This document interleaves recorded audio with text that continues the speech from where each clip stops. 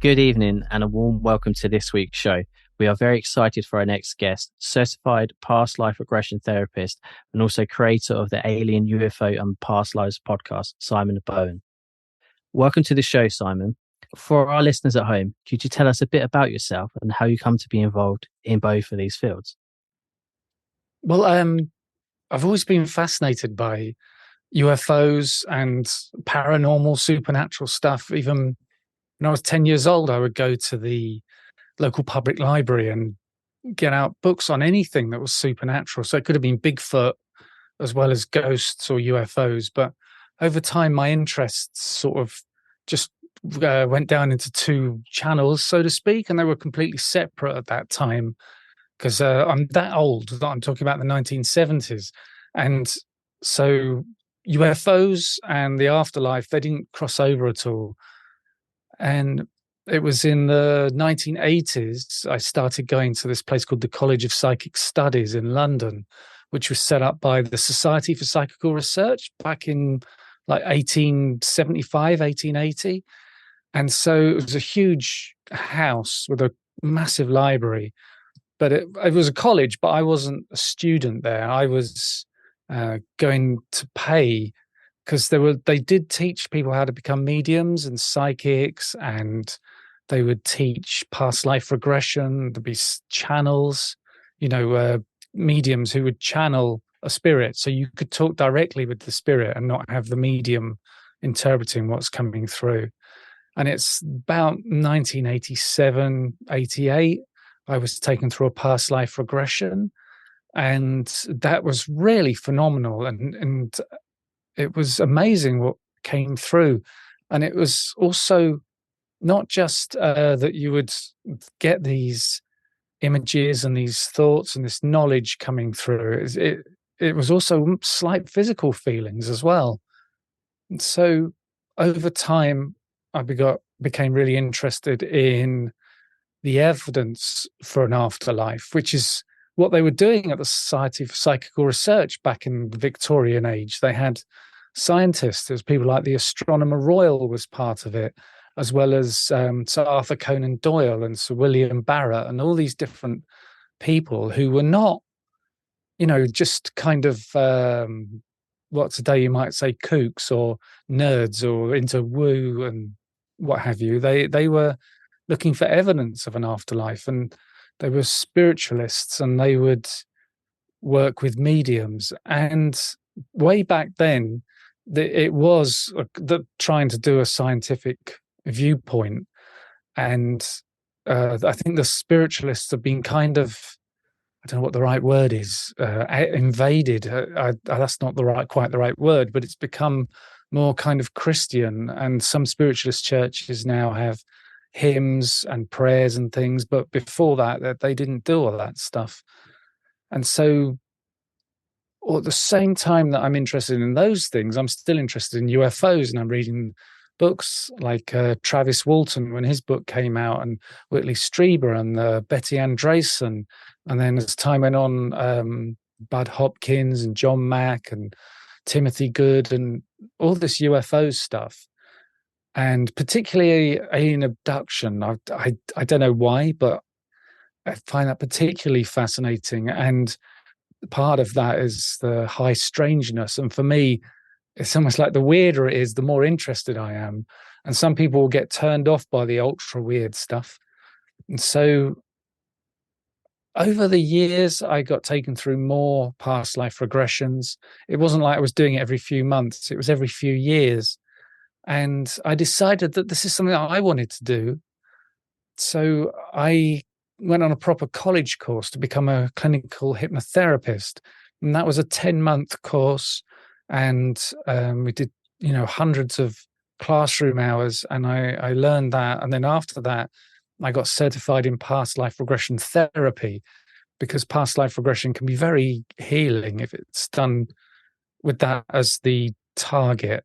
It might not be done as that, like when I was doing it before, as exploration. I just wanted to see what come up. It wasn't that I had needed therapy for anything in particular.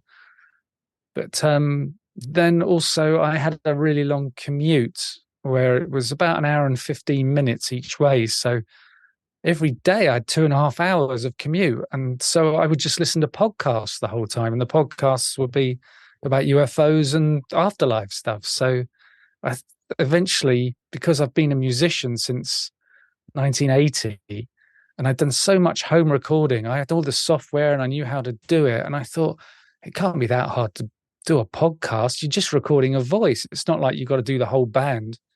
So I just sent emails out to people saying, do you want to be on my podcast? And I would send them to anybody. I've sent them to, big names and been refused by their gatekeepers. But I have been very lucky to get so many people on my podcast who have been so interesting. And I've learned so much over time as well. So that's sort of like my journey from where I started out to where I am now, doing podcasting and hypnotherapy, where I specialize taking people through past life regressions. Wow, that definitely the past life regressions. That sounds really interesting to me because it's something that I would like to explore myself, but I'm not quite sure where to go to. When you go on Google and you type in things, you never know what's going to come up, and if it's not going to be not, I suppose, like dodgy or something a bit misleading. But what are the processes you would take someone through to get a past life sort of insight that person might have? Well, with the hypnosis, we use the hypnotic induction, which is basically taking people into a really deep, relaxed state. It's kind of like a deep meditation, or it feels like when you're in bed and you're just falling asleep, you're really comfortable and feeling really good, and your brain waves change. And it seems to be at that point you can start accessing stuff. And they have done tests, like scientists have put those kind of, when you have probes all over your head and wires hanging off them, and hypnotize people, and they're trying to look for something going on in the brain that is very clearly unique, which they could point to and say, that's hypnosis, that's a hypnotic trance. But that's never been found. There's no, in a way, they would say there's no such thing as hypnosis because there's nothing they can see there. It's just great relaxation. But there's something that comes through there. So we do the hypnotic induction, and that is me guiding people through, first of all, muscle relaxation. I tell them how their muscles are getting more relaxed. Then I guide them with visualization, because you bring the visualization in, because the person who's in the hypnotic regression, who's going to the past life, will see everything in their mind's eye, in their imagination. So you've got to get the visualization working. And there's an idea that, you have your spirit guides and you have your higher self, and they know all of your past lives. And we ask them for help. And it may be, if we're doing some form of therapy, like I did have someone who came to me, they had a phobia of birds.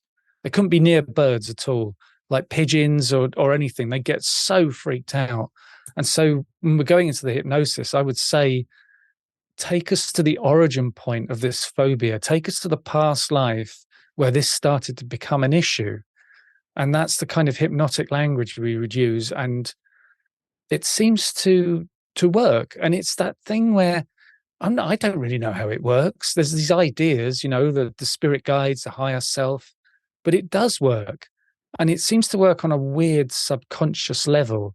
So what I do is I describe for the person that they're in this garden, and it's a really nice place to be. And we call it the safe garden. And there's the reason for that. But off to the side, I said, there's this short tunnel, and you can see the light at the end of the tunnel. And I'll walk you through the tunnel. It takes 5 steps. And when you step into the light at the other end is when you step into the past life. And then when they get there, I've described everything for them up to that point. And then after that, I describe nothing. And it all has to come from them. And I'd be saying, okay, so where are you? And what are you wearing? How old are you? Are you male or female? Are you in the countryside? Is it a town, a desert? And we start finding out basic stuff, first of all, and then would say, okay, so what's happening here? What are you doing? How do you feel? Who's with you? And sometimes people will be in a past life scene with a family, and they'll just know. They're saying, "Oh, this is my wife, and these are my kids, and I know how old they are and how long I've been with them." And then I might ask, "Do you recognize any of them?" And this has happened to me, where you see someone, you just know, and somebody might say to me, "Hey, that person who was my son in my past life is now my brother in this life. It's the soul has reincarnated with me." And that happens over several lives. And there's this idea that there's a group of souls that work together through all the different lives, taking on different roles to help each other learn different things. The idea of reincarnation is that we incarnate to learn everything there is to be human. So you would have to incarnate as male or female of every different race, gay, straight, maybe trans. You'd be on different parts of the planet. You'd be poor, you'd be rich, you might be kind of comfortable and have a dull life, but it's all learning experiences. And so I would guide them through all these different things, and we usually move forward in the life. Sometimes these past life scenes come to a natural end, and then I'll say to them, just allow yourself to move to the next relevant memory. Or I might say, I'll count you down from 5 to 0. When I get to 0, you'll move to a significant event in that life, an event that's the cause of your current life's issues. So that's basically how, a past life regression works. That's how I would work it. But one last thing I'll say is that, I said there was a safe garden. And what happens there is if somebody goes into a past life scene that is traumatic, then we can take them away from that really quickly, because it can get very emotional in past life regression. And I've seen clients so many times in tears when they're in a past life. And if it gets too much, there are different ways of doing this, different techniques of stepping back from the trauma. But finally, I can say, take yourself back to that safe garden. You're completely safe now. Leave behind that life that is no longer your body. Leave behind the emotions, the sensations. You are completely removed. And that can take people out of the trauma. But there's another thing, is that if the trauma is something that's bleeding through to this life, that's causing a problem in this life, then there's a reason you're seeing it. So first of all, we won't go to the safe garden. We'll step back from that trauma. And I might say, okay, that's happening inside a room. You're outside of the room, and there's a door there that's really big and heavy, and it's locked. And you're completely protected from that trauma. But there's a little window in the door, and you can see what's happening. And so you'll still get insights and understanding of the trauma, but you'll be completely protected from it. So I hope that's covered your question. Oh, that's yes. That's a great introduction, Simon. You've said some really interesting stuff, and there's a lot to unpack there. So going back to what you said about the person being scared of birds, well, I'm actually terrified of frogs. It's something that came on when it's a strange thing to strange thing to admit in public, but it's something that came on when I was about 16 years old, and it was just like, even now, like, if I see a frog in front of me, I can't walk around it, I can't walk over it. Like, it's like one of the only things that terrifies me, and it's such a strange thing. And going back again to past lives and everything, that's something I believe personally that I've experienced as well. So maybe after this we could talk, and I'd love to work with you to unpack what's been going on with potentially my past life and my fear of frogs, because it'd be something I'd be interested in exploring, because it's not something that I can make any sense of. Well, I can tell you what happened with this client that I had. We were in this past life. They were in America, because I do all these sessions over Zoom. And they went back to a past life, and it looked like the 1920s, and they were on a farm, and the farm looked like it wasn't doing very well. It was just dirt everywhere, and they had these chickens, and they saw themselves as this old man, and they went out to feed the chickens, and they had a heart attack and collapsed. and no one came to their aid, but they came to with all the chickens around them, like plucking at their face, like all the beaks coming down at them. And you could see how that might freak you out and give you a fear of birds or something. And so we go through a process where we we cut the bond to the past life, and we try and stop the negative energy coming through. And it's just amazing how it works. And it's all on the subconscious level. And you can put in hypnotic stuff, which is we have something called the ego strengthening routine, where you build somebody up and you put in this hypnotic suggestions about how they're feeling so much better and so much stronger, and when they wake tomorrow they're going to feel so much better. The mind is a crazy powerful thing. Yes, it can be destructive as well as productive. You know, it definitely, it's easier for us to fall back into that sort of like negative mind frame of like, especially with me when it came to like music or doing my art, I'd always be questioning myself, saying, "Oh, I'm no good at this. I'm no good. There's so many other people better than me. I may as well stop." And it's to get yourselves, just keep telling yourself, you know, that's just my inner demons or something, just trying to put me down. But one question I do have is, do you think there's a thing such as new souls? Have you ever had anyone like sort of that didn't have any past sort of regression lives that they could look back on? I've had a very small number of people who just would not go into a past life. And there may be different reasons for that. I don't think anybody or any soul that incarnates on the earth is a new soul. And this gets like, we go down the rabbit hole here. I did have a client, and we went to a past life that was on another planet. And we got to this point where we encountered his spirit guide, and we were saying, well, how many past lives have you had? And he was told, you've had one past life, or one life on Earth. And this is it. All your other lives were on other planets. And the thing was that Earth is such a hard school. You've got to go to the other schools first before you come to Earth. Otherwise, you wouldn't be able to handle it.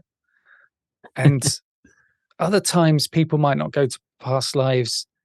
It might be that, you know, they say, well, they've got a phobia of something, or it's physical. And I say, well, take us to the past life that is the origin point. But if the origin point is in this life, there's no past life to go back to. So they won't see a past life. Another thing might be that if it's the spirit guides that are choosing which past life you see, they might actually think, you know what, we're not going to show you a past life because this thing that is affecting you is part of your plan. You decided to come here to learn this lesson. If you go to a past life now and we find a healing, a cure for it, then you're not going to learn your lesson. So no, you can't see a past life. But on the other side of that, I've had clients come to me who just want to explore. They don't want therapy. And it's almost like the spirit guides have said, oh, tough luck, mate, you're getting therapy. And they show them something quite traumatic, but actually it does help them. Yeah, so I find it would be very odd if there was a new soul coming here. But as I said, we're getting more, it's getting beyond what you might call reincarnation 101. We go into deeper things, where we look at the afterlife and the space where souls may be created. And this is something we hear from people who have near-death experiences, and it comes through in mediumship, where they basically say time doesn't exist in the afterlife. So how could you call something a new soul? Where if time doesn't exist, there's no point of creation. It's just all happening in the now. So that leads you on to think about past lives are not in the past. If for your soul is experiencing all of your past lives in one moment, so the future lives and your past lives, your current life, I kind of liken it to a tree, where if you imagine the trunk of the tree is your soul, and then all the leaves are the different lives, and the tree's experiencing all the leaves in the same moment, just as your soul experiences all your lives in the same moment. Yeah, it's a really good way of looking at it, and a bit mind blowing it's very difficult to try and comprehend through the past, the present, and the future all happening in at one point. So yeah, definitely is. Well, it's a head scratcher to me because I'd like to know about my past lives. So it's definitely something I would like to explore. Your ghost story. Your ghost story.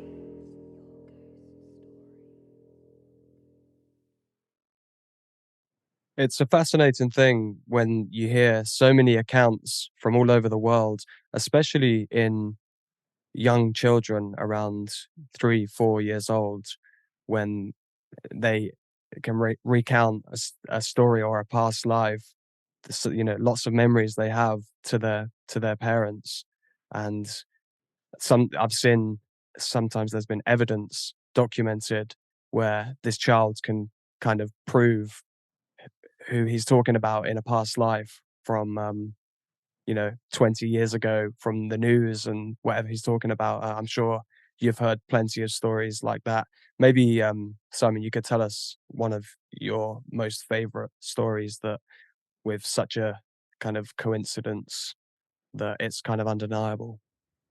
Yeah, there's one from Dr. Ian Stevenson's work. I don't know if you know him. He was at the University of Virginia in America. And so he was a professor who was studying this at a university. It wasn't like, like me, where it'd be just in your spare time and you don't have any credentials. And he eventually built up thousands of files on so many children. And he tended to work. This was way back I think he started in the late 50s, went through the 60s, the 70s. And what happened was the guy that invented photocopying invented the Xerox machine. He became very rich and he donated the money to the university to pay for all this research. But one of these cases was in India, and there was this little boy who was just talking about how he used to be a teacher and that he was murdered. And he would go on the bus with his grandmother, and occasionally the bus would take a route past this town that they'd never been to before. And he'd be saying, "That's it. That's where I used to live. That's where I used to live." And he was like 3 or 4 years old. And eventually the grandmother gave in when he said he wanted to get off the bus. And he grabbed her hand and he led her through the streets straight to this house. And he's like, "This is my house. This is where I lived." And they knocked on the door and he's like, "It's my wife," answering the door. And he talked to her a little bit and she invited them in. And he's like, "What have you done to the house? You've moved the furniture around. My cupboard was over here." And he opened the cupboard and he's like, "Where are my guns?" And this woman's like, how could he possibly know this stuff? That she did have a husband that was murdered and he did have guns. And he was a school teacher, but he was also a bit of a scoundrel. And also out the back of the house, there were a whole group of children playing football. And he went out and accurately picked out his 2 children amongst all of the kids out the back. And I'm smiling because I remember he used to get annoyed with these children who were older than him because they wouldn't call him father. But what happened with his death was that I think he double crossed a couple of thieves or something. And one morning he's on his way to school. Somebody came up behind him and shot him in the head. So what happened was Dr. Ian Stevenson interviewed the family and talked to this kid, and he was able to get the the autopsy report from the murder because he was, this fancy professor from America. They let him see this stuff, and it showed where the entry wound was on the head and the exit wound. And the boy had a small birthmark on the back of his head and a large one on the front, exactly the same place as the bullet traveled through the skull of the deceased person. So not only did he have all this information about this guy that died, because I've just told you little bits, he had far more detail than that. He also had these birthmarks, which were exactly like the skull of the last person. So that's a really interesting case. But the thing is, that's not the only one. There are so many. And I've got a book behind me that he wrote, which is called When Reincarnation and Biology Intersect. And that's got loads of photographs in there. And there's maybe 100 cases in there of children with birthmarks or birth deformities that directly relate to the previous life. And they've been able to, confirm it, talk to the previous family and work out what happened. And that there's a girl that was born with these, in her arm, there's this, like these, I don't know what you call them, like dents. And they're on both arms. And she remembered, she was in Burma. It's Myanmar, isn't Myanmar now, isn't it? And she said she remembers being a Japanese soldier fighting in Burma. And this Japanese soldier was captured and tied to a tree and executed. And that these things on her arm looked just like ropes, like rope marks where somebody had been tied up. And her mum said that when she was younger, you could see it like little strands from the ropes in her skin. And she would like to eat in a way that the Japanese would eat, not the way the people of Burma would eat. And she would complain about things, It's like there was a kid in America who remembered being a fancy theatrical agent. And when he was a kid, he'd have a go at his mum saying, I can't believe you expect me to live in these conditions in this tiny little house. We don't even have a swimming pool. It's amazing how this stuff comes out from these children. There's so many of them now with so much detail. It's quite undeniable. There's definitely something going on there. Kind of gives me goosebumps listening to what you've said, because not that I've looked into it much, but like I said, I feel like I've been reincarnated. Like I said, when I was 4 years old, said to my family, which were exactly what you were saying. Get goosebumps just thinking about it. We were driving for a place that we've never really been. And I said to my mum, I've been here before. And I started telling her a story about how I was a farmer, which is again what you were saying, which kind of gave me goosebumps again. And then there's one thing I think I said to him. I went into quite a detail. I gave her a date. Sadly, I don't remember much of the detail. So it'd be amazing to look into this further. Yeah, the thing is to write it all down while it's happening, while the kid's talking about it, and that's I've just what had Ian Stevenson did. I've just had my first daughter, so if she says anything, I'll be sure to write it down. Yeah, I had a thing with my daughter when she was about 3 or 4. She only said one thing, but she said, when you were this small, I used to pick you up, so I don't know where that came from. And when I said to her, sorry, what was that? She looked at me like, well, I didn't say anything. And it's a strange thing. Like, yeah, maybe there is something to it, because I've never really thought about it, but this conversation's kind of brought it to the surface. When I look at her, it feels like I've known her forever. I know I've known her whole life, but it feels like I've known her my whole life. Do you know what I mean? And she's only been around 6 months. And there's just this connection when you look into their eyes, this special feeling that they give you. That maybe there is something to it. It's fascinating. This is really interesting conversation.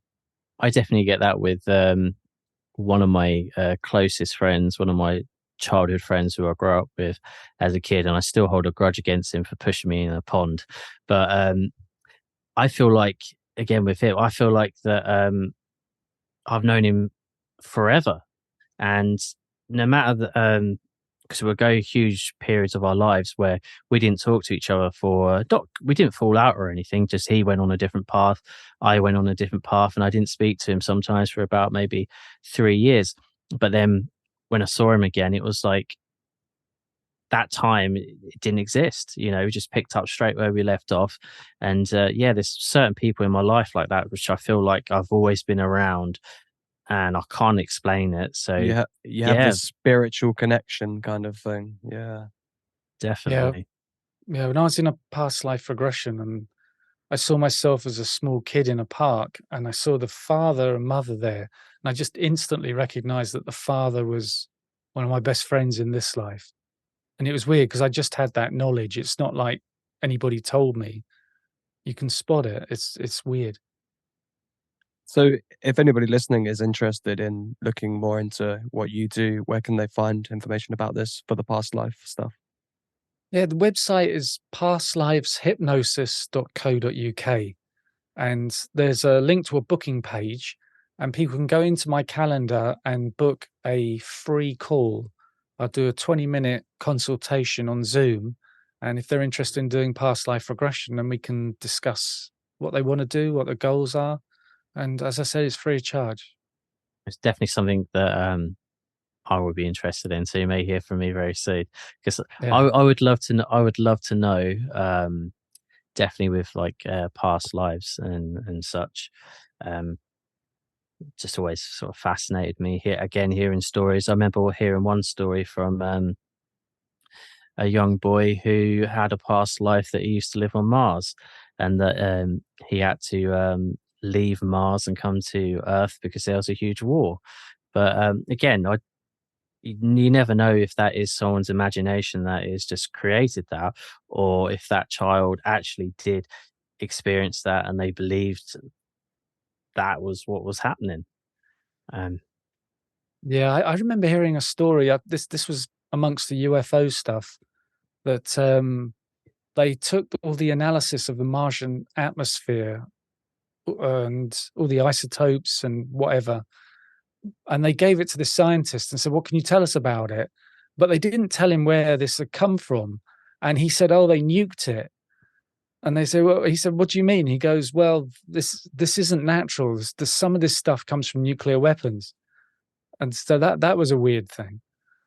Yeah, I remember going down so many rabbit holes on YouTube, but I remember watching things along the lines of that, of story that they believe that Mars was once could have been inhabited and was much like Earth, and then a huge war broke out and nuclear weapons were used, which hence like you said, where the soil was analyzed and they said there was all these isotopes in. But yeah, I just find all that stuff fascinating. Since a kid, when I first ever watched Star Wars, I was hooked in anything space related. I wanted to know everything, and it was always been a huge fascination of mine to imagine visiting so many different planets and seeing all these different galaxies and just all the different life forms. It's just something that's always sparked an interest in me. I mean, same with Star Trek, but I definitely was more into Star Wars. But I can see sort of elements of that itself, like the whole sort of like Jedi using the Force. You could say that there are some aspects here on Earth where I don't know if it's been proven, but especially with sort of like twins and stuff like that, with this, not telekinesis, but a link where one is on one end of the world and one's on another, and one can be feeling really anxious and upset, and their twin just has that feeling, and they get in contact with them, and then how it's this weird knowing sort of like Psychic, empathetic abilities. that's it. Yeah, and weird synchronicities as well. Yeah. I remember reading about two women who were twins, and they were separated when they were children, and then they met in their 50s, and they found out they both married a bloke called Doug, and their wedding days were exactly the same date, and they had like both a boy and a girl, and the boy and the girl's names were the same. That's just crazy, isn't it? Yeah. What are the chances? Sort of 1 in a million. Your ghost story. Your ghost story. This has been such a fascinating conversation, Simon, and we really appreciate your time talking about this. We're going to close this episode here, but we're going to have you back for part 2, where we're going to talk about aliens, UFOs, and things like that. So thanks so much for joining us on this episode.